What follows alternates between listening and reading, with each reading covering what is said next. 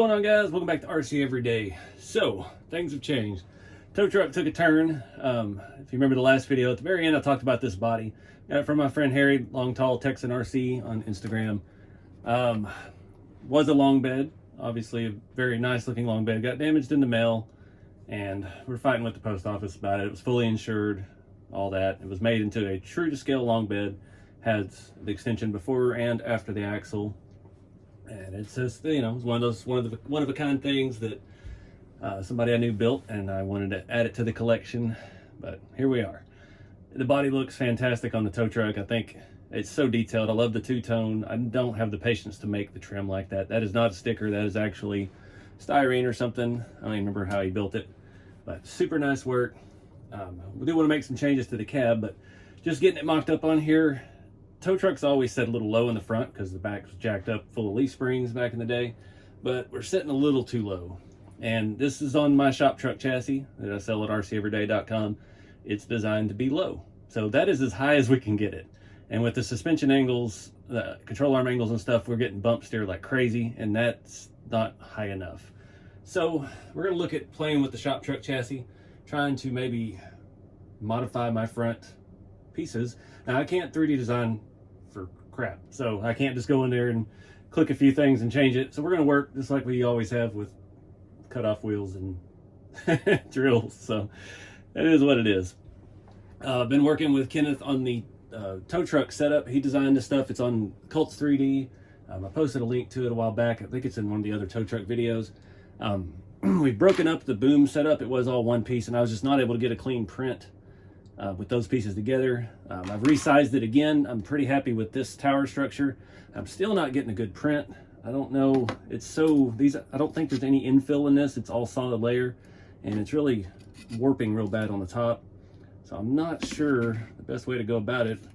Also, I forgot and left raft layers on for this, so now I have an extra little bit on the bottom that looks all nasty. So we're still experimenting. This has been a kind of a fun project for me because I'm new to 3D printing at home, and yeah, trying to learn things without having to learn how to 3D design. So that being said, I'm not opposed to it. I just don't have the time right now. I'm making some parts. We've got some new stuff coming out. Been working with Jason at Awesome Designs. I've been working with Harry, Long Tall Texan RC, on some stuff, and I don't have the free time to learn how to CAD design. I've tried it before and it scared me away. So that being said, we'll get to it eventually when we have some more free time, but right now the business stuff is the behind the scenes. It's almost been overwhelming, and I haven't been able to really make a whole lot of videos.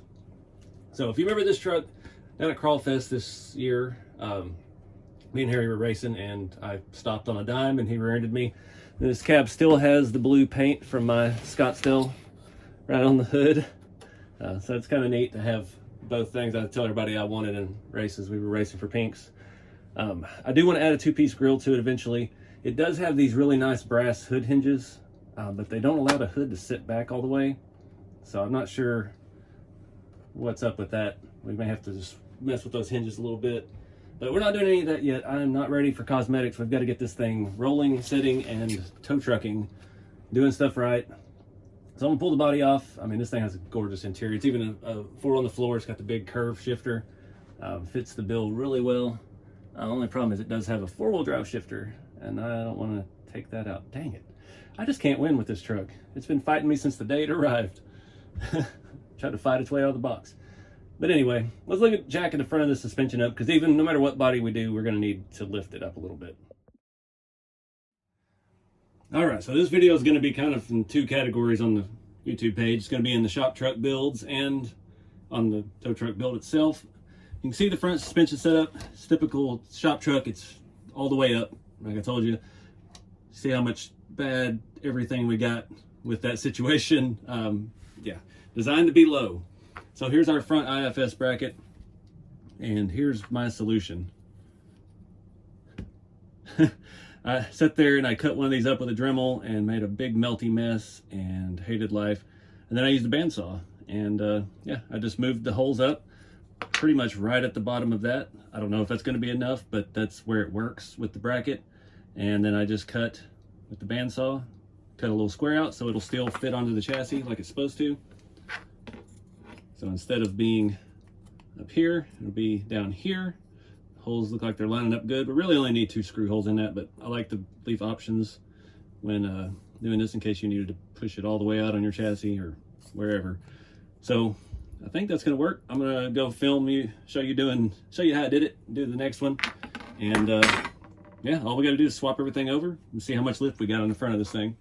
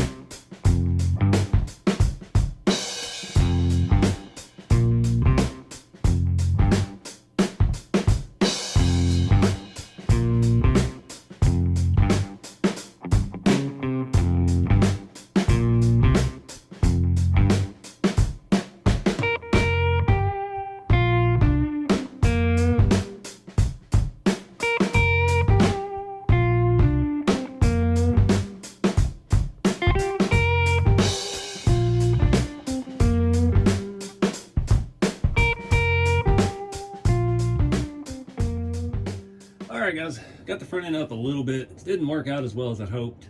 The upper link mount, the rod end that's on the upper link is hitting the frame. I didn't think about that going into it. Right now I have the upper mounts are angled back. They're only held in with 1 screw.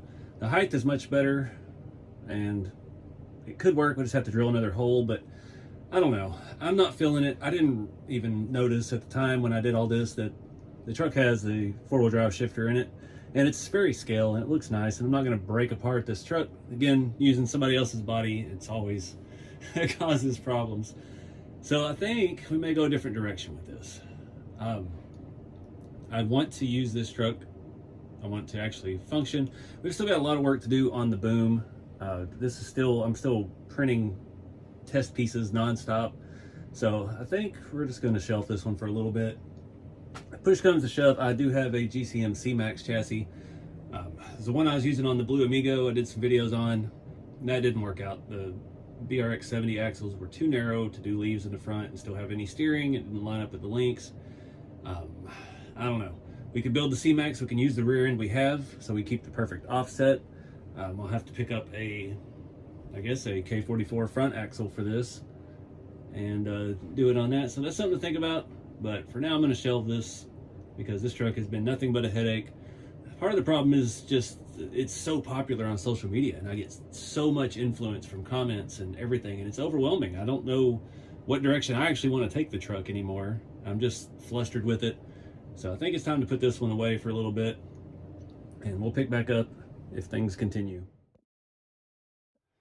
What's going on, guys? Happy New Year. Welcome back to RC Every Day. This truck, I swear, I love this truck so much, and it has been fighting me tooth and nail. I have filmed 3 videos on this that have not made it to air because it just doesn't work. I don't know what it is. It's just, it wants to be the way that it is and doesn't want to change or what. I'm hoping maybe in this video we can look at trying to repair the bed a little bit, at least get some more inner structure added back to it. I'm not sure if I'm ready to, it's kind of cold and windy tonight. I'm not sure I want to try to touch up paint and do any of that kind of stuff, but we're ready to get this thing dialed in. So I started a video, I put it in the engine bay. So we had to remove the nice brass hinges this had with the spring that are super awesome because it wouldn't work with the engine bay. And they were off a little bit and it was making the hood stick out further forward. And I've got it all jiving, put factory hinges on it, and one of the hood hinge mounts broke off the body. And I'm guessing it was probably from the impact. It was probably cracked from when Harry rear-ended me when we were drag racing last year at Crawlfest. I mean, this side is broken, so we've got to repair that. Then the engine bay wouldn't clear the Fusion Pro. For whatever reason, I had this on the black body with the engine bay and the same engine and everything, same chassis. and it worked. This has the shrink body mounts, so that could be a different, it doesn't mount the same way the Scottsdale does. We have the two mounts up here like the Blazer, and the bed's completely separate. And it's just been fighting me tooth and nail. So I shaved shock towers down to nothing, still wouldn't clear. It was hitting everything on the engine bay with that motor. So I just said, forget it. We'll do it. We'll not put the engine bay in it. And then I was like, I'm going to swap out the grill. I've got a GMC grill. I've got the two-piece RC four-wheel drive grill I was going to swap out. Well, all of the electrical is hot glued, and then it came back later. I was talking to Terry about it, and he shoe glued it to the back of the grill. So I can't even get the grill out without destroying the wiring, and I hate wiring. I'm terrible at it. So we're not going to do any of that. We're just going to rock this truck like it is. I've got the lights sorted out. You can see I've got some wires hanging down here. I'm going to put this body on for the last time today. I've got my jumper cables for the XT60 connector, so we can move that up here to the toolbox so that we never have to remove this body again. And I did do some repairs while all this was going on. Door panels were a little loose. I did do some shoe goo on those as well. Got that fixed. The biggest thing, we got to fix this broken hood hinge now. I did get the hood sitting nice and back where it's supposed to for the most part. I was thinking about putting the metal wipers on it. There's just not, you know, there's not enough room. We've had to modify the hoods. I'm not trying to do anything else with this truck. I just want to get it where it powers on, everything works, and we're just good to drive. I want to drive it, and I'm hoping we can do that at the end of this video at least. So I've got to pull the cab off one more time, get this set up. We've got to mount our switch somewhere convenient for the Fusion Pro.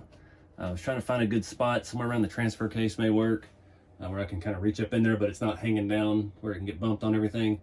And get the lights hooked up, get all that wiring tucked back into place. We do have inner fenders. Those are not interfering with anything, thank goodness. And that'll hide all the wiring. And we just got us a good runner. So that's the plan. Let's get going. So I want to show you this. This is how Harry had the lighting set up. We've got two switches here. I peeled off the labels because I can remember. I don't remember which one's which now, but I remembered when I took it off.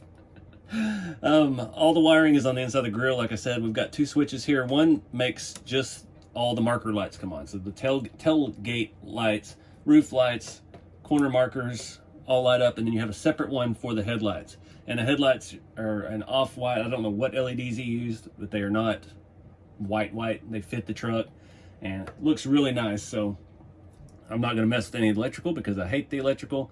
Also, I did, since I modified these shock towers so much, trying to make it fit, I did go ahead and put the short ones back on, and I drilled and tapped the top like I did on the 82 Toyota. And it works just as well. It puts it pretty much at that top hole. And I don't even remember if it was in the previous video or it was in another video, but we did put the Boom Racing shocks on this.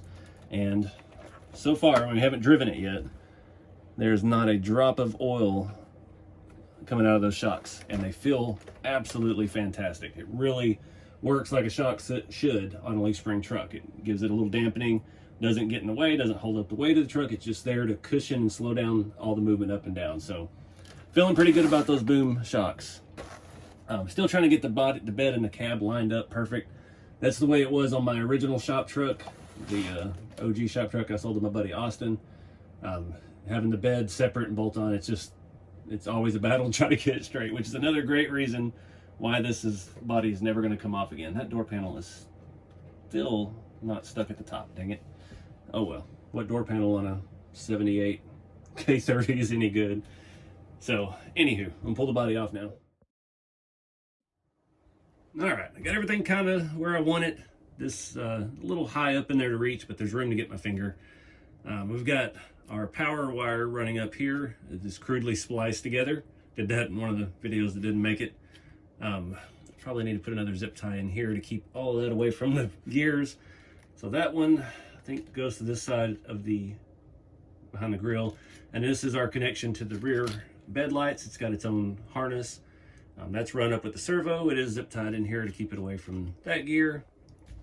Everything looks good. I've got my jumper wire, a little bit of excess up there. I got these on Amazon. The first ones I ordered, it was an XT60 to XT90. They have it all jumbled up. They use that stuff for solar panels, for RVs and campers and off-grid and all that stuff. And there's just a huge mess of searching on Amazon for any of that. So yeah, that was fun. That was the shortest one I could find. It's about 6 inches. And yeah, I definitely didn't need 20-foot jumpers for a battery cable. They have them. It's crazy. But that's a super heavy gauge. I did not realize that was quite as thick as it is, but you know, it's good. It's good. It'll be fine. So anyways, I'm gonna try to get this stuff plugged in. I'll show you under the hood. Oh, I gotta fix that real quick. See our wiring stuff. It's not messy, but it's just the way it's glued. I was gonna rip it. There's no way to get it off of there. That shoe goo is not gonna let me have it. So yeah, we're just gonna run that grill. So that's our main power, and this is our jumper to the rear. The switches are wired in up here and heat shrinked. You can see here that hood hinge, it broke off the body, so I gotta figure out how to reattach that. I gotta find some way to clamp it on while the glue dries. We'll probably have to let that set overnight before we keep going. So, all right, well, that's the best I can do. I've got it propped up from the bottom. The hood's in place. I can't get any of my clamps around this in any way that'll work. I've got smaller ones. Tried with the hood open, but I don't think it's gonna line up right. So all we gotta do is just hope that E6000 doesn't run down and just seal the hood of the body. But at this point, if that's what it wants, that's what it can have. I'm done. I did also off camera try to install a different dash in this truck. Let me grab that real quick. Had this nice GRC. This is one of those from AliExpress. It's for the Traxxas square body. Super detailed. Even has like vents and wood grain, and the glove box opens, and it doesn't fit that great. It almost fits, but I got it all torn apart, of course, and then I realized that this has dash lights in it already. And then again, there was more glued wires that I couldn't remove without destroying the electrical system of the truck, and I was like, you know what? We'll just rock this truck like it is. So we're gonna let this stuff dry overnight. Fingers crossed. It's staying where it needs to. So then we'll pick back up tomorrow. All right, got the glue in here, good and dry. Hood works just like it should. So wrapping that up, trying to get everything plugged in the right way. Make sure it's not going to interfere with our engine at all. Did not come through yet in zip tie, which I need to do real quick. Let me set this thing down. Oh, yeah, that one little bit sticking out right by the transmission. Definitely want to tie that back. Just hoping I don't have too much wire up here. See where it's sitting. Oh yeah, we're good. It's tucking up there in the grill where I guess it used to live. Hopefully the last time we fight with inner fenders. Get these popped on. All right. Feels like we're setting on the battery cable, which body mounts feel like they're lining up pretty good. We've got our paint matched screws, so I'm gonna throw these in, check that, get some power to this, and see some lights. All right, got the body on. Things lining up pretty good. I'm feeling pretty good about it. So let's see if this battery will fit. I need to get the remote out, and this thing, we got room in there for even larger battery if we need to. This little computer twist tie, computer wire twist tie. Come on. Kind of worked. Why is it not velcroing? There we go. I'm not too worried about it. All right. See if we got to power the whole thing up first. Yep. Hey, at least we can see our wires in here, so we can tuck them back where they need to go. Definitely could have shortened that one up a little bit, but we got space in the grill where we can tuck them in. And they stay out of the engine's way, luckily. All right, let's see if I can reach my power switch. I put it on top of the transfer case. Perfect. All right, no radio hooked up yet. All right, so you see we got one switch for all the marker lights and one just for the headlights. And I'm telling you, they're pretty yellow. That's a good look. Roof lights, I'll never get in there to show you. We've got dash lights too. Not just one, but a whole bunch of them. That's why I didn't want to tear that dash out. One of my previous attempts at a video. We gotta tell, are you serious? We've got a tail light going out. If we tap it, it kind of comes on. Just like the real thing. I swear. This truck is haunted. Guys, I can't make this stuff up. This truck is so much like a real square body. It's just fighting all the way with everything it has. I don't even know. I filmed a reel of it. So I powered it on just a minute ago. We've got two separate switches here under the hood, like I've talked about. So headlight switch over here. They can operate separately. Now they're flickering. I think that's just the switch itself. We'll leave the headlights off. But I got a tail light. Just doing its own thing. But if you get a little thump, it stays on. So it's kind of one of those little endearing things with an old truck that's been around the block for a long time. So I just thought that was hilarious. I dig the light setup. I like having the headlights separate. It's kind of cool. Something new. The dash lights and stuff in it look awesome. Just a little added detail. Yeah, let me get the remote. Make sure to do a full function test, and then maybe we can get this thing out and actually drive it somewhere. All right, we are rolling. There, we got a kind of a band-aided rear drive shaft in there. I've still not ordered anything for it. At this point, I'm not sure this truck's gonna have to prove itself to me to make sure it deserves some more parts, since it didn't want anything else I've had for it. Let's see if we can get the headlights to stay on. Yeah, they're all good now. Enough room in here to turn this long thing around.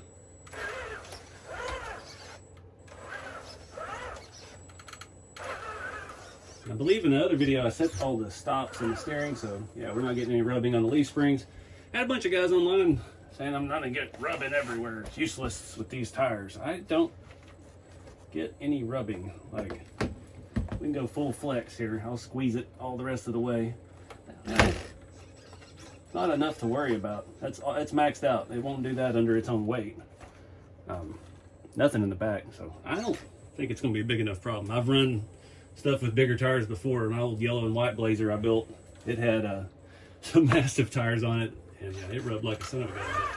This isn't causing any issues that I'm concerned with. So now I just gotta find somewhere to drive it. So let's fast forward time, go for a cruise.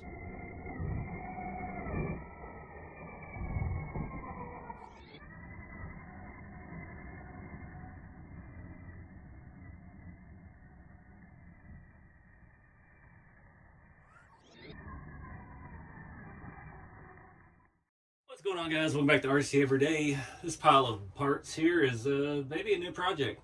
So we're killing two projects. I'm done with the tow truck build. I haven't been happy with anything. I haven't been able to get a proper print of the boom and all of that stuff.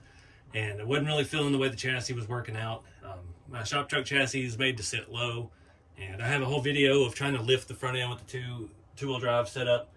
And I made the mistake of setting this setup with that body and cab on one of the other TF2s. And of course the wheelbase is off because this is more of a proper long bed. And yeah, that kind of was the final nail in the coffin for me. So I'm thinking maybe we'll reboot that here on the CMAX. So if you remember, I started a CMAX video build series with the blue Amigo body, the Tamiya Isuzu Amigo body. And it didn't really work out either. We got 2 or 3 episodes into that. I had unfortunately cut down my CMAX chassis very short for that little bitty body, and didn't work. Spent a fortune on the Boom Racing BRX 70 narrow axles, and it's just, nothing's jabbing right. It's so narrow up front, we barely get any turning radius without getting all up in the leaf springs, and yeah, just wasn't digging it. So I ordered some replacement parts for shackles in the front. I used those shackles on the hot rod build for the new chassis kit I've got. That's all I had at the time, and those shackles look really nice, so went ahead and picked up another set of those. What we've got here, I've still got the Boom Racing. I believe this was an 80 axle. This fits the width of my flatbed perfectly with these duals on it. So we're gonna use that on the back. And then I've got the K44, brand new, that I pulled off of the service truck build because we needed the pumpkin on the other side. And yeah, that's what I'm looking at. I've got to steal some leaf springs and put together some stuff. I've got all the old hardware off of the original CMAX. I've had the CMAX chassis for a long time, and then I've got the new shackle hanger set up here. The CMAX chassis uses GCM's LRT2 transmission or transfer case, and of course that screw is stripped out. I've had this one for a while. I flipped it back and forth. These are reversible, but you have to get that screw out to be able to remove the back to access the screws on the transmission. Then we can flip this housing over and make it dump on the passenger side so it lines up with our axle just fine. So that's been the problem with that. I did finally get that screw cut with a Dremel, and yeah, it's an odd size, so we'll see if we have anything to replace that with. The good thing is when we flip this, it'll be coming in from the back where we actually have easy access, and we won't risk stripping it out again. Being at that angle, I'm sure I stripped it out pretty good when I put it in the last time. So I'm going to do that, get the transmission flipped, try to get some leaf springs and stuff in the right order, and we'll start looking at wheelbase and body mounts maybe. Just want to kind of get a roller right now, see if this is a project I even want to really do. I've been watching on TikTok and Instagram and stuff, a lot of old jacked up dualies with some giant boggers on some little skinny dual wheels, and that looks like something I want to play with. So that's where we're at with that. Let me get some work done and check back out.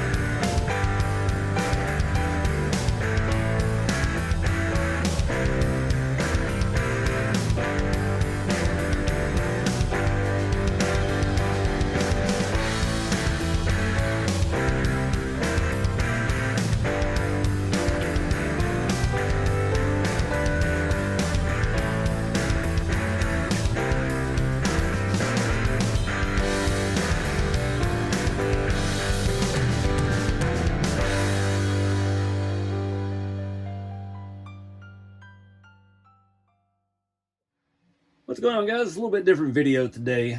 I've got to clean. So I'm going to be taking care of some of this mess. Sorry for the printer noise. The fan is running. I've got stuff like this, hardware everywhere.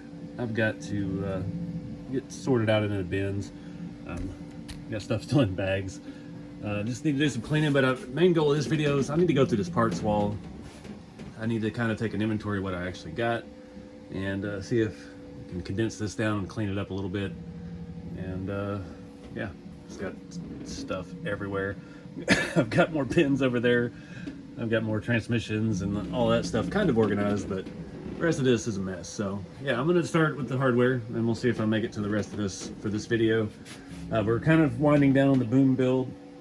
So I need to get all the spare parts of that organized and into one box instead of three, and out of the scale garage and all of that. So yeah, I'm gonna get started. Let's see what happens.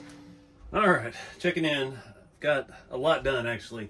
This bin had been just mixed up junk for, I put it in all this in there. Instead of doing what I'm doing right now, it's probably 5 or 6 years ago, I put everything on the table in this and think I'll use it over time and we won't have to worry about it. And I never did. It's still been sitting around full back when we did the overlanding trailer. That was a long time ago. So got that all worked out. I do have some more bins in there. I've got scale bolts and little adapters, little tool adapters to put those with some stuff. I've got a few random pieces, but for the most part, the hardware is there. Now I gotta start with this one. Start on this corner. I got leaf spring. Everything has a place. I just gotta take the time and go put it in it. Got a lot of scale stuff over here I need to find a home for as well. Washers. This is the oldest one. This is the very first one I ever had. It's funny, I got this from a girlfriend and it still smells like soaps. She collected fancy soaps. Every time I open it, I get a whiff of soap. It's interesting, but got 3 of those just like that. I've got one big one over here for shocks. Another kind of miscellaneous one. It's got some Tamiya stuff in it. Battery cables and connectors and some bearings. That one I don't really even need in here, but it is what it is. I'm kind of working on this one.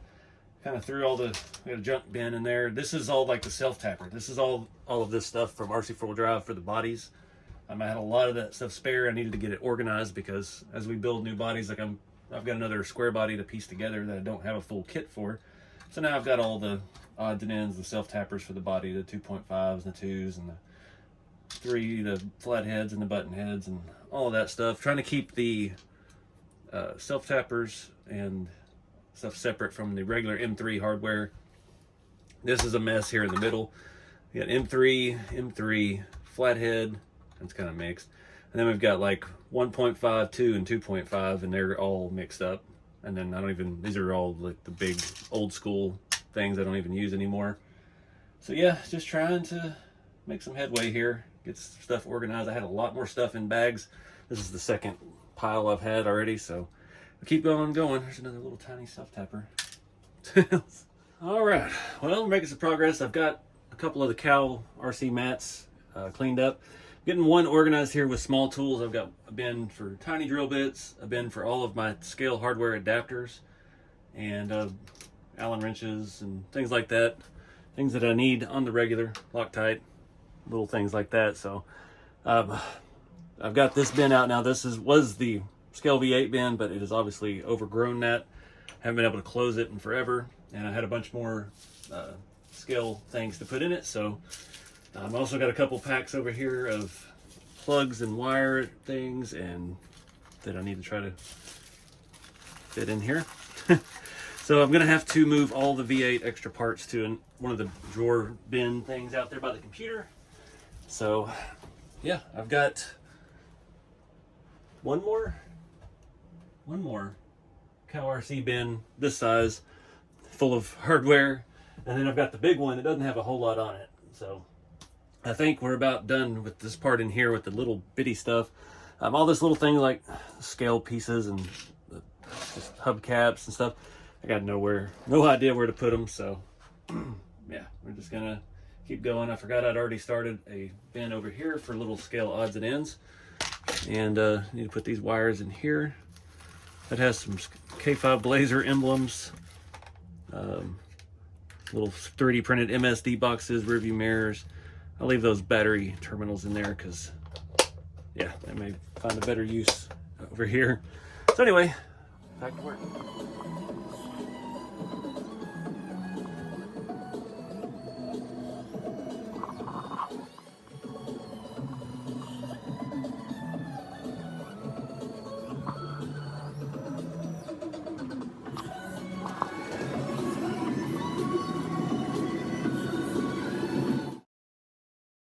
What's going on, guys? Welcome back to RC Everyday.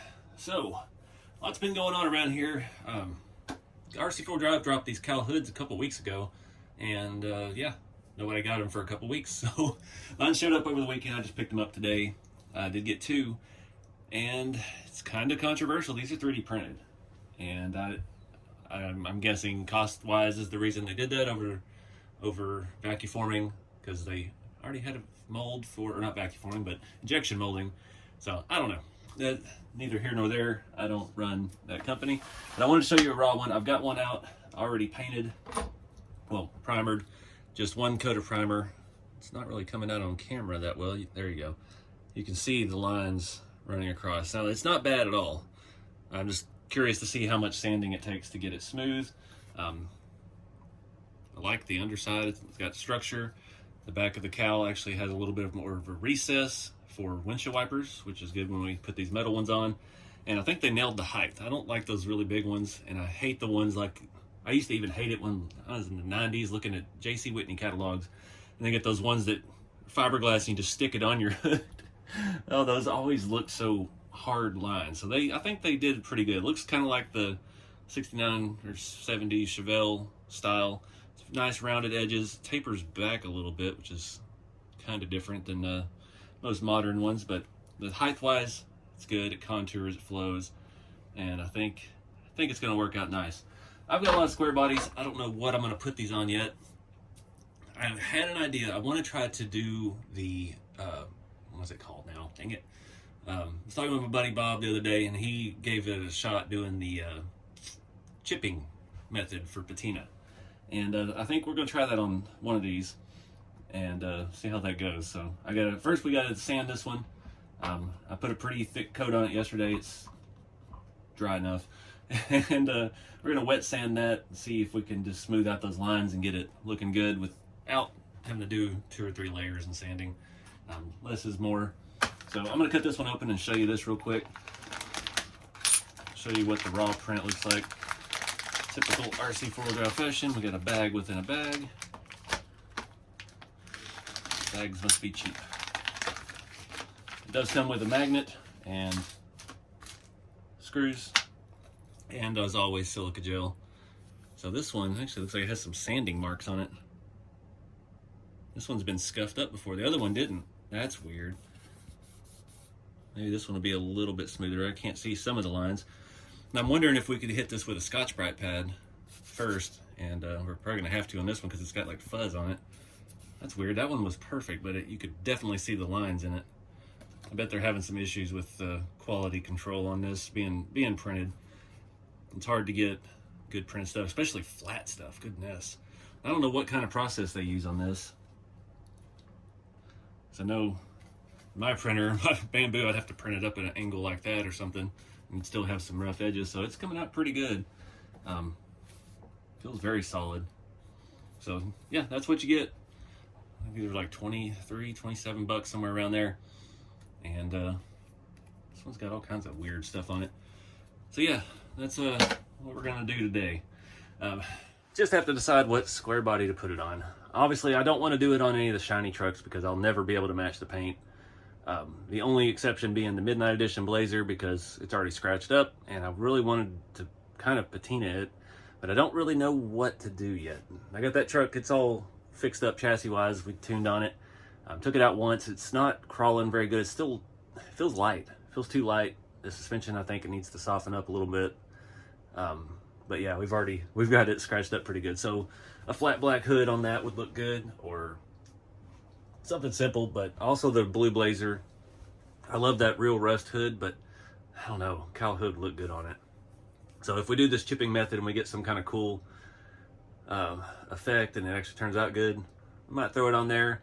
Also the white long bed up there, it's just got a flat black hood on it with some bull horns. So that one could be a candidate for one as well. It's easy to do. It would look good on one of the shop trucks, like especially my blue one, especially on this one, but I don't want to have to try to re-patina that. And then too, it's aftermarket hood, it's not going to be patinaed like the body, so it's yeah. I think doing it on the shop truck is out of the question for right now. Really leaning towards the blue Blazer because that's still my favorite rig, and I kind of would like the look of that.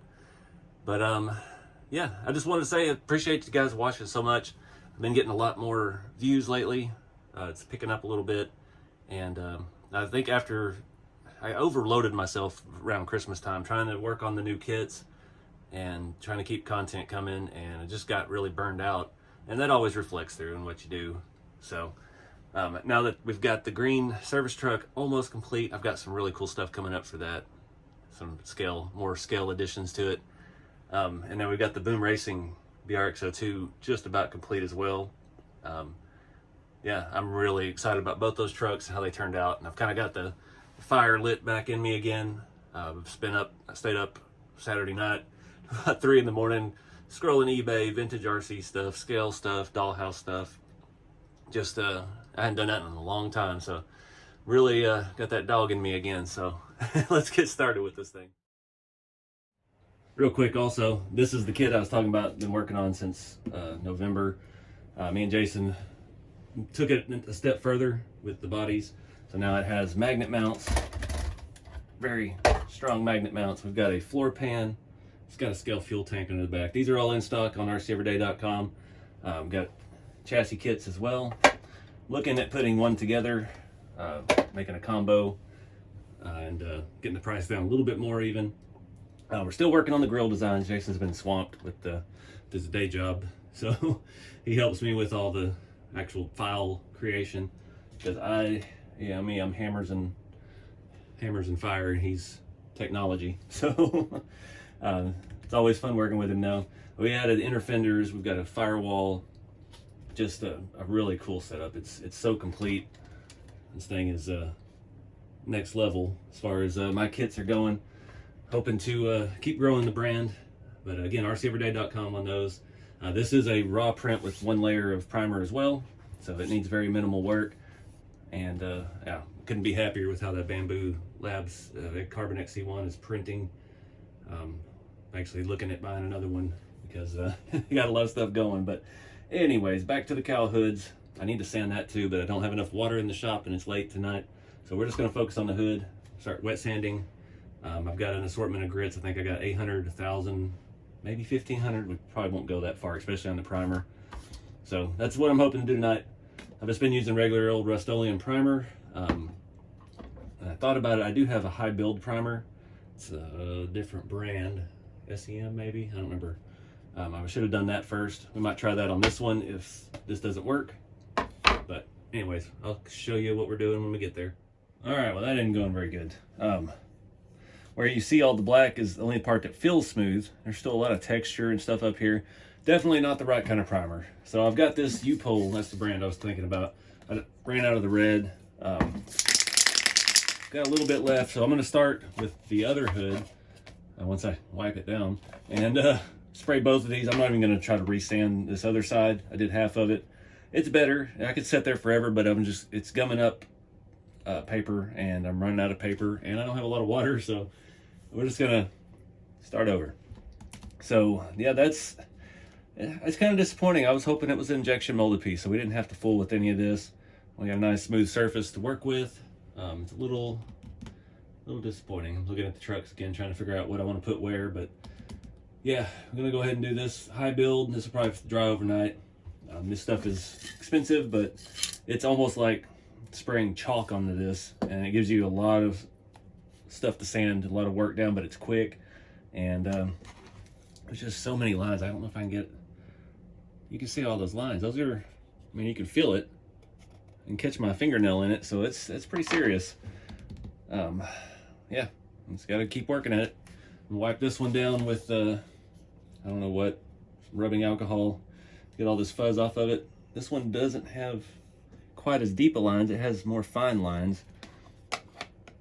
So yeah, we'll see if we can make something out of these or not. All right, guys, I think I got an understanding of what's going on here.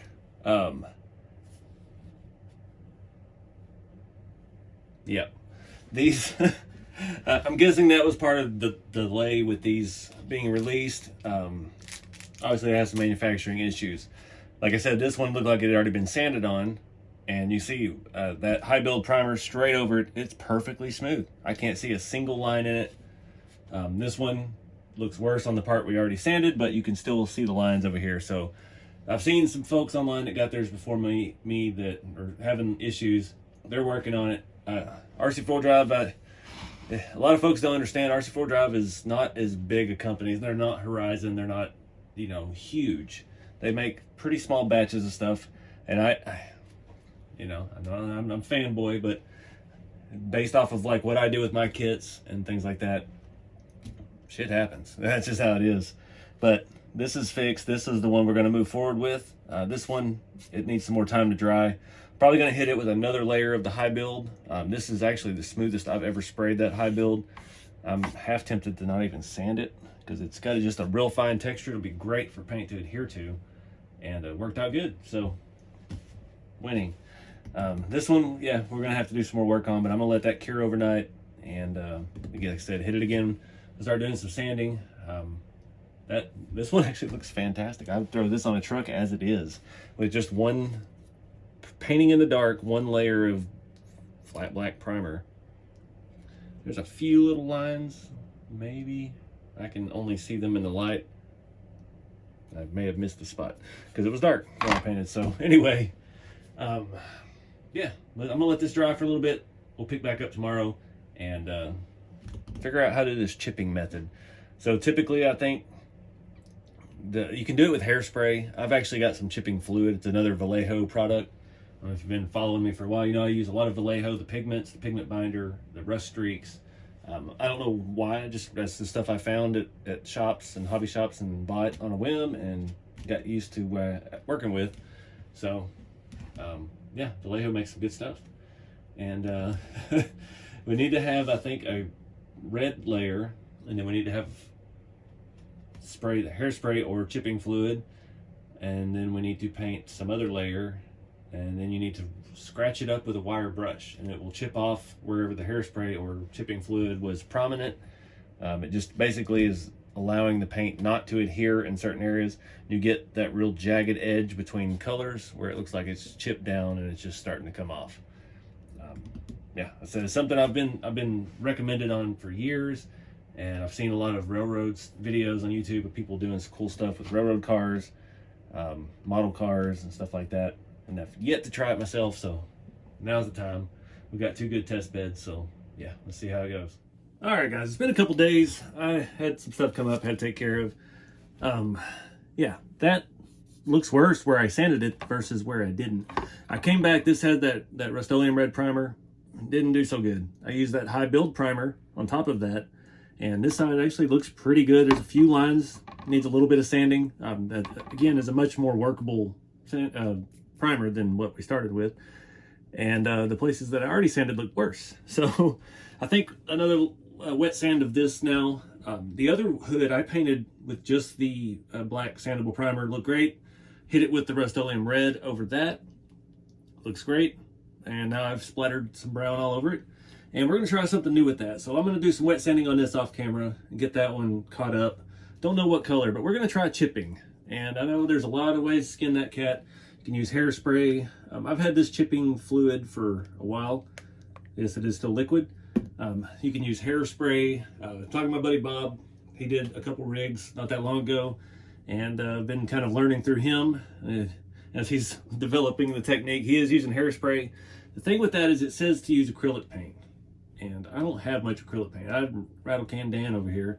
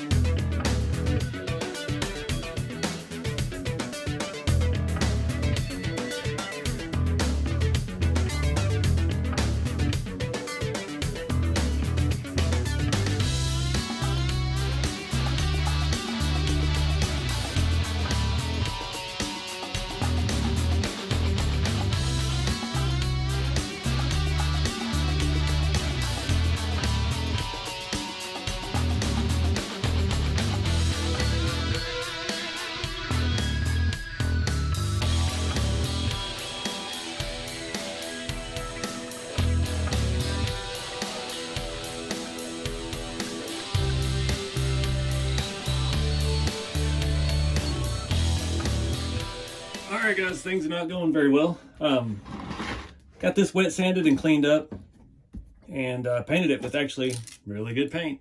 To me, a TS6 matte black, and I can still see the print lines from the original first sanding. So we've got issues with that one. It's pretty much dry. It's really good paint. I put on a nice thick coat, and this side looks okay. You can still see some lines on it. I'm almost at my end with trying to sand out print lines. So I don't know what else to hit that with. Maybe if we hit it with a good matte clear, we can even out that shading issue. I might try one more coat with that one, This paint, let's just break everything. This stuff, this is Nantucket Blue Ultra Matte. I painted, this is the medium of the 3 blues I have that are all 2X. Oh yeah, by the way, I didn't use the acrylic. I'm not gonna sit there and brush paint on an RC hood. That's, yeah. If this stuff is gonna chip, it's gonna chip no matter what we put on it. So Rust-Oleum paint chips pretty much on its own. So we'll just roll with that. You can see some bubbles and stuff under it. We're about to tackle that, but that shade, off a couple hues there. This did it to me before. I painted a Hilux a few years ago and it came out this gorgeous blue.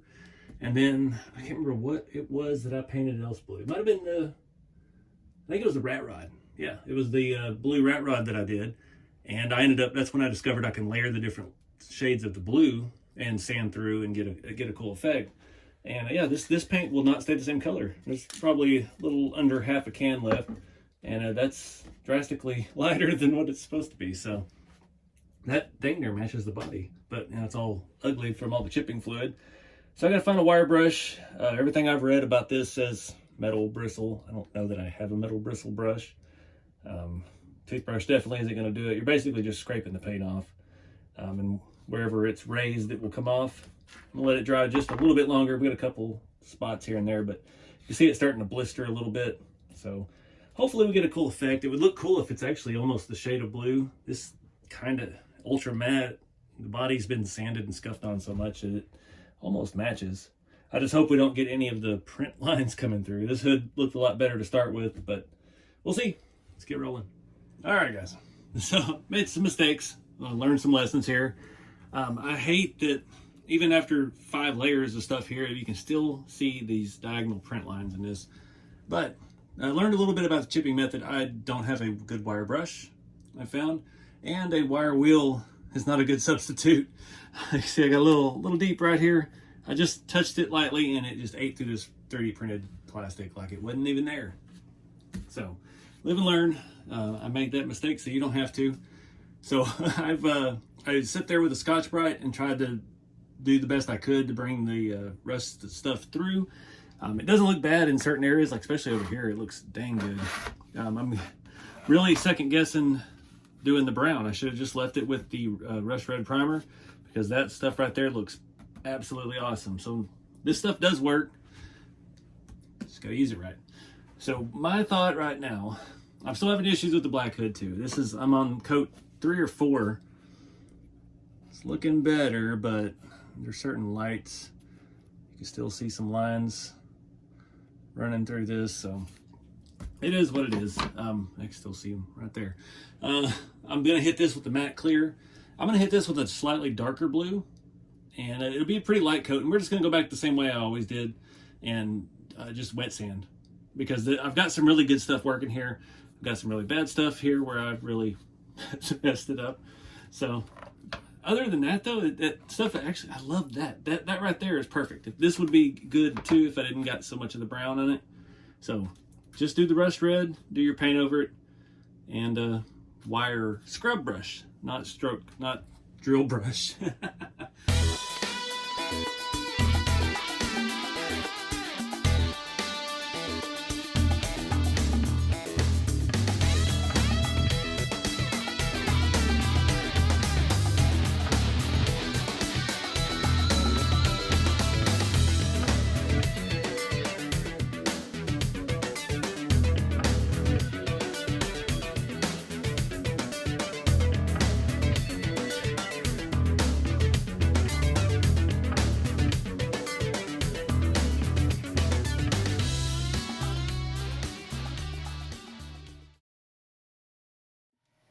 What's going on, guys? This is different. So I'm still got that wrecker, the tow truck build that I started, and yeah, it's not gonna work out as a tow truck. I just can't get things the way that I like them. But I have since been playing around with that off camera and hope you can hear me over the printers printing prototypes for a new RC Everyday kit. But I have moved that body and that bed over to a CMAX chassis. I've had a GCM Racing CMAX chassis since my 2nd year at USTE, and if you remember on the channel a while back, we tried to mount The Amigo body, the Isuzu Tamiya body on it. I cut mine down drastically, made a mess of it. The axles and stuff just weren't jiving right, and I wasn't feeling it. So that's the direction we're going. I've moved the wrecker from a shop truck chassis, from one of my chassis, back to the GCM CMAX. Partly because I want it to be four-wheel drive. I want to be able to crawl it and do stuff. I don't want just a two-wheel drive tow truck. But my original plan with this was to use the cab from Harry's tan and brown square body that I got from him. He's offered 100 times to fix the bed after it got damaged in shipping, and I just can't make the man do that. I don't want to redo anything I've done already, so I don't want to make him do that. So I've been kind of hung up on mounts. I needed some mounts. Found this, just Google searched GCM CMAX square body K5 mounts, because that body is a K5, so you can see the mounting holes are close together, not far apart like the Scottsdale. This is older stuff. $2.99, downloaded a file. I've got them about ready to print. I've fortunately just started a 10 and a 14-hour print on both of my printers, but I've added some support. I don't hate overhangs like that. I'm very OCD with the supports. Honestly, I'd like to put one in the middle there as well. But I want to kind of show this because that's the stuff that I like to do. The supports with the Bambu stuff has yeah, you can paint your supports wherever you want them. So I'm gonna add another one in the middle there. I don't want that to get any kind of, what do you call it, deflection during printing. So I've already added a couple. I'm gonna add one in the middle just to keep things square, keep things going. I've only printed that kit, that set was for $2.99 or whatever it was from Mod 19 RC. He's got a lot of cool files. He actually has a square body full floor bed, short bed and long bed. That's the one that somebody sent me a long time ago. We made a trailer out of, and I'm definitely wanting to print one of those here in the future. But yeah, Mod 19 RC makes some cool stuff. I actually met him, well, I think it was that same year at USTE. USTE, man, that was a place to be. But yeah, look at this. Full scale long bed. Nice looking stuff. So anyways, added some supports, and we're gonna get this stuff printed out. I'm gonna do it in ABS because I love ABS. You know, it's a messy print. It is much more durable. It's not gonna melt or change shape in the heat or anything like that. So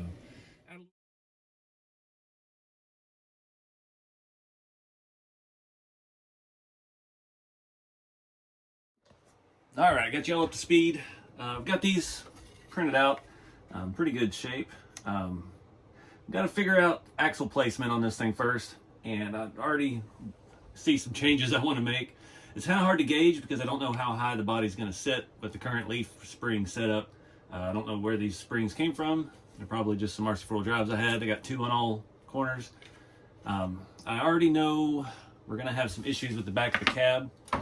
This is an actual Scottsdale body, so it does not have the mounting hole. I'm just using it for mocking up right now. Still on the fence about using the brown and tan truck from Harry. I don't know. I don't know what to do with my hands. I don't want to, I don't know. I think we're gonna have to move the axle forward, actually. He's got this nice little front mount that came with that file, and it holds the bumper mount, so I have to have a bumper with those kind of mounts. Looked at the photo, it had it reversed. We've got some screws sticking up in the way there for something. That looks like a pretty good spot. Let's see how it lines up in here. I do know we're gonna have problems with the bed. I've already modified and packed up the bed a little bit just to get it on this chassis. I hate doing that. I'm not in love with my bed design. It looks good on camera, but in person, there's a lot of deformities and things with it. You can see there's some wrinkles in that real thin diamond plate. And yeah, no. I don't know what to do. We got the wheelbase pretty close. Height-wise, I don't know. I'd like to lower the suspension just a little bit more. So I think we may change out the shackles. So one thing I'm looking at here on the front, and I don't know, I could have wrong parts on here. When I bought this kit, it was originally a one for their super narrow, like 165 millimeter printed axles that Bauhaus was doing, and it had a totally different leaf perch and hanger in the front to allow you still have tire clearance. So now we've got a regular stock K44 under there, and I bought another set of their front mounts for this. So we need a shorter shackle. Our pinion angle is off. It's angled down. I don't want to use blocks or any of that nonsense. So I've got a bunch, not a bunch, but I've got 2 sets of the Boom Racing shackles. They're super scale and super short. I like their design, but I've got long. I know I had a long and a short, and I've used the shorter ones on the back of my hot rod because they look so nice. So I don't know yet. We're gonna play with that and see if we can get the front down a little bit. If we shorten that in the back, we're gonna mess our pinion angle up the other way. So I don't know. All right, trouble in paradise again. We've got a set of RC 4-wheel drive shackles on here. Got us a little bit of a drop. It looks like about 7 or 8 millimeters, but still got a bad pinion angle. The Boom Racing ones, you can see they have a little bump out on the sides. They look super nice, but it hits the chassis. So wouldn't be much movement in it. So I had to scrap that plan. Now that I've already ripped open the bag, yay. So we'll save those for a hot rod. That's what I originally got them for, because I think they'll look scale on the back of the hot rod. Actually, I may swap the GCM ones out for these, because they're lower and that'll get the hot rod set even better. But anyway, that's the topic for another video. Got hot rod kits in stock on rceveryday.com. Shameless plug here. Gotta keep the lights on, can't lose the shop. So yeah, I went ahead and mounted one side up just with 2 screws for now. I'm not gonna go all the way in case we have to move it. This will be a real quick test. I guess we can do that right now before we put the other one on. See if this is gonna line up with our front hole and where our wheelbase and stuff sits. So the body is setting up a little bit, and we're on the stock cab back, which I guess, because it's a Scottsdale, it makes a difference. I'm gonna take that little screw out of the front. So we're not looking terrible. Lined up there, our wheelbase a little forward, but we've obviously got movement back. Then why aren't we? Now we're not getting travel. What's the hold up here? Oh, our leaf spring is hitting the hitting the body mount. Okay. Guys, I'm not feeling this. A lot of stuff's just off. The body mounts, I still had probably 8 millimeters per side between the body and the mount. So I sucked it in. You can see we've got a big warp in the door. I mean, again, the biggest problem is I took the brown and tan truck apart, and it doesn't clear the interior. So we have to basically redo the floor of the interior to make it fit. Another thing is getting this bed on straight. I've got it kind of propped up, but it's still setting. The whole truck's kind of bowed like that. Nothing's jiving as well as I think it should for what these things cost. So yeah, I think this one's gonna go back on the shelf for now. I'm not loving it. I wait for technology to advance and parts to change or something else to come along that makes this all make more sense. So what's going on, guys? Welcome back to RC Everyday. So if you saw the last video on the Cruiser, having a little bit of an issue with the rear suspension. We didn't have a whole lot of up travel, and I got to thinking about it. I was just sitting here. I did a little trick on the 82 Toyota, the new TF2, with the axle under thing. There's not any room with that engine bay to move the shock up any higher in the front, and that's really what we needed. Remember, we put the 70 mil Boom Racing Kudu shocks on here, and they're fantastic, but if we go to any shorter shock, we're going to lose the down travel we need. So it just dawned on me, it's like we have only so much space with the interior. So we'll do the same thing on this. So what I'm going to do, I've got an extra set of these Galan 2 hoops for the rear. They are staggered, and I'm going to bolt them together. We'll put a bolt through here and a bolt through here, and I'm going to tap and drill these things out evenly, or drill and then tap them. That makes more sense. And then we'll screw the shock in up here, and that actually gives us the perfect amount of droop. So I think that's going to work out well. Little simple fix. Let me show you the tool I'm going to be using if I can find it. That's the main thing I need to do is find it first. All right, so I got those 2 mounts bolted together. We're just going to go dead center on this one. On the Toyota, I'd put it kind of off center. You're going to need a punch, some kind of punch. I don't like the hammer punches. This is easier. You just put it on there and it makes an indentation. I cannot remember the exact size of the drill bit. It came with this set. It is something I have linked in the Amazon store. Shout out to my buddy Chris, sent me one of these finally, because I've been fighting it like the Boom Racing truck. There was a lot of cast pieces that needed the threads chased, and yeah, just having an M3 tap can save you from having to cut the heads off a lot of bolts, especially if you use Loctite. So I've got this. I don't believe the tap. I think I bought the tap handle separate, but decent stuff. Got a punch to mark it, and then the drill bit. I can't remember the size. I feel bad. I'm just going to put this roundabout right there in the middle, and boom. So now I'm going to take it to the drill press because we'll get a lot straighter cut out of that. We'll lay it flat on this side. That's why I put one screw nuts on one side of the bracket. You could do them separately. I just like to make sure they're uniform from side to side, especially like on that Toyota when we did them offset. You wanted them both exactly the same in the same location. Hoping this is going to fix it. We'll have to get it out for a little test drive after this to see how much up travel we get in the back. All right, so you can see they ended up off-centered anyway. A little bit to the back, which isn't going to matter. At least they're equal from side to side. This one, they're still burning hot. When you drill into this aluminum stuff, it just gets cooking. So we've got a little bit of a burr on this side on that one. We're going to have to file that down. I'll grab a file here in a second as soon as those cool off. I already burned my finger trying to drill them. But yeah, then we'll tap it and go from there. I got to let them cool down for a little bit. I don't have any buckets of water sitting around. All right, they're cooled off enough. I don't want to hit it with the belt sander, but might have to. I'm not gonna be able to see this anyway. Just make it hotter again. Put it on some flat surface here and see if we can. It's aluminum, it's not gonna rust, so I gotta worry about that. So the next thing, a little tedious, just gotta tap it. I don't want to try to do this with a drill, obviously. It is a little wobbly at the start as it's tapered. It's been a while since I've done one of these. It fits pretty good. I've done several things with this tap. Just a little bit of Loctite. You don't need the lock nut on the back anymore. Work it back and forth a little bit. Oh, I may have to put it in the vise. Some of that debris out of there. I'm assuming that is the right size drill bit that I used, because that was I went back and watched the Toyota video and it was the one that was in the drill press, so I probably have not changed it, but it was getting dull, so it's been in there a hot minute.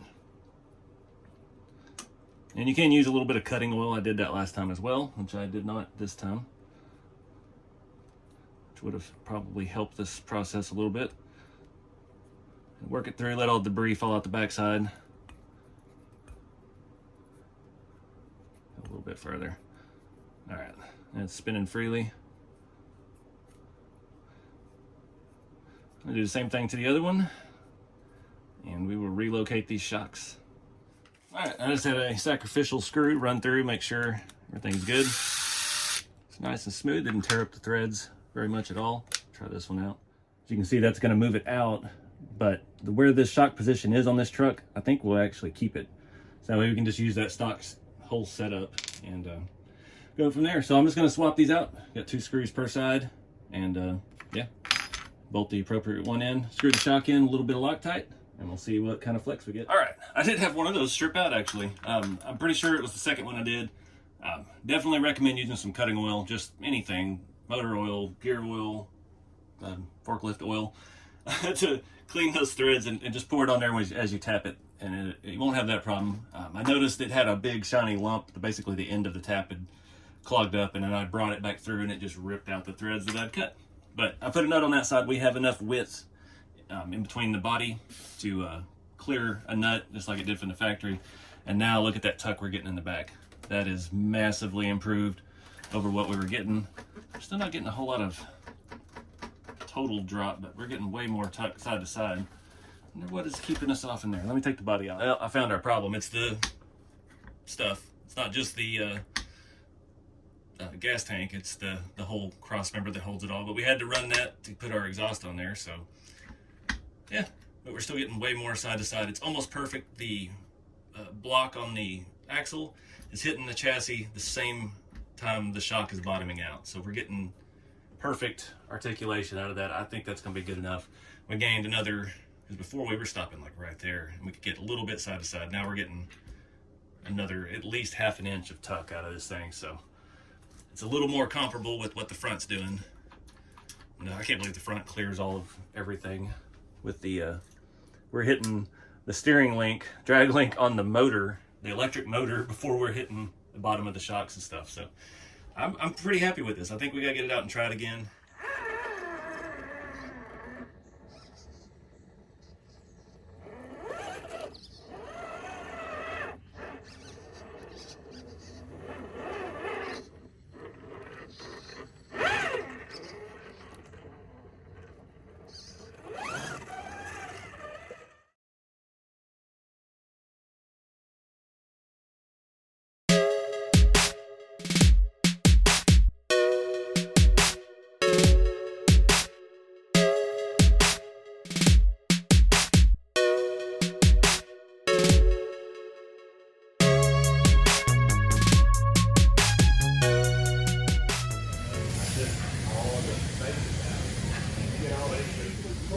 Well, it doesn't really grip. I don't have any kind of...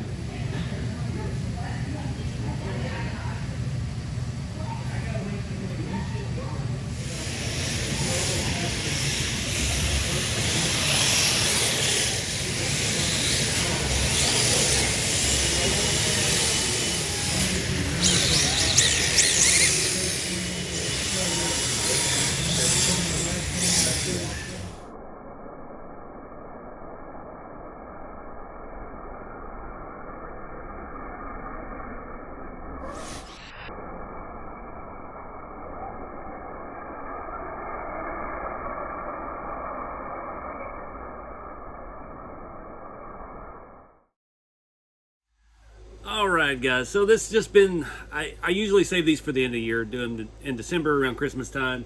But I got a lot of footage I'm not using this year. I've had a lot of failed projects, a lot of bloopers. The GCM Racing CMAX chassis, I still haven't built. I ended up actually selling off the Scottsdale flatbed, tow truck bed. I just got overwhelmed with that one. There was just too much feedback, and I just lost vision of what I wanted to actually make out of it. And I wasn't real happy with how the bed had come out originally. And it looked great on camera, but once you got up close to it, you can see there was a lot of gaps and a lot of things that I just wasn't happy with. What else? A little event at Shaka Hobbies at the end, a little drift event. It was fun. I can't drift, and I don't even have a drift car anymore. So I felt kind of out of place in that world. Let me scroll back through. I'm editing it right now, so the Cruiser, doing the rear suspension on the Cruiser actually helped a lot. That truck actually is pretty good flex for a leaf under axle, low, skinny tired rig. So I'm really excited to take that somewhere and actually see how it performs. I haven't really gotten to crawl it anywhere yet. Let me scroll back to the beginning and see what else was in this. I don't even remember. Back to the tow truck. I'm upset about the tow truck. I know a lot of folks were really looking forward to that. Those Mod 19 RC mounts and stuff, but I just couldn't get it to all jive well enough to where I was happy. A little bit of the stuff with the printers. Yeah. Those RC4 drive cowl hoods, so those were the first run. Those were the ones that were kind of defective, and they actually took them off the market.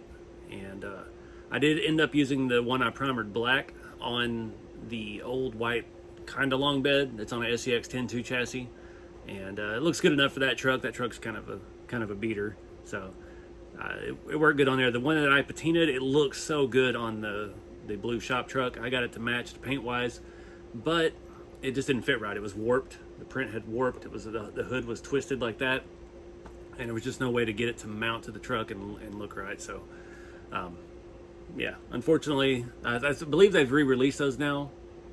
I have not tried the new versions, but I got them the day they came out and ordered those, and they were slightly defective. And I talked to RC4 Drive about that. Dang, mosquitoes in here. And yeah, they pulled them off the market and immediately started redoing how they're manufacturing those. So what else? I forgot at the beginning. We're building hot rod. That was from the V1, basically the rat rod kit, or the hot rod kit with the chassis kit, just kind of the final assembly. But in the middle of filming all that is when me and Jason started working out the V2 kits. They have the base plate, the magnet mounts, and then as you saw later in the video, is when we started working on the sedan bodies that have their own base plate and magnet mounts that bolt to the same chassis. So yeah, I still have the brown and tan square body from Harry from Long Tall Texan RC. I took the electronics out of it. I still haven't fixed the bed. I still haven't done anything with it. That truck just, everything I've done with that truck, it just fights. It fights me 100% of the way. I filmed several videos with it in different configurations, and it's just fighting. So we'll see what that one becomes in the future, but I love it. It's still a good looking truck, and I don't mind seeing it on my shelf every day when I come out in the shop, and being able to thump the tail light and make it come on. It's kind of a cool effect. I don't know what's causing it. There's not any pinched wires anywhere, so you know, that stuff was old. In videos I'm wearing long sleeve hoodies. It's about 98 degrees outside right now at 7 o'clock in the evening. So, but yeah, I appreciate you guys watching. We'll do another one of these at the end of the year if I have enough footage. Things have been a little more accurate lately, and I'm not having so many failed projects, so hope it works out. But thank you guys for watching. I know it's a long video, a lot of random things, but yeah, it's how it goes. And just trying to bring some stuff to y'all. Right now it is July 26th, heading out in 2 or 3 days to Kentucky, go to the Juicebox Hobbies beach party, scale trailing event. So hope you guys have fun with the hobby. Keep it scale. Check out rceveryday.com if you're interested in any of the rat rods, hot rods, or shop truck kits. And yeah, see you on the next video.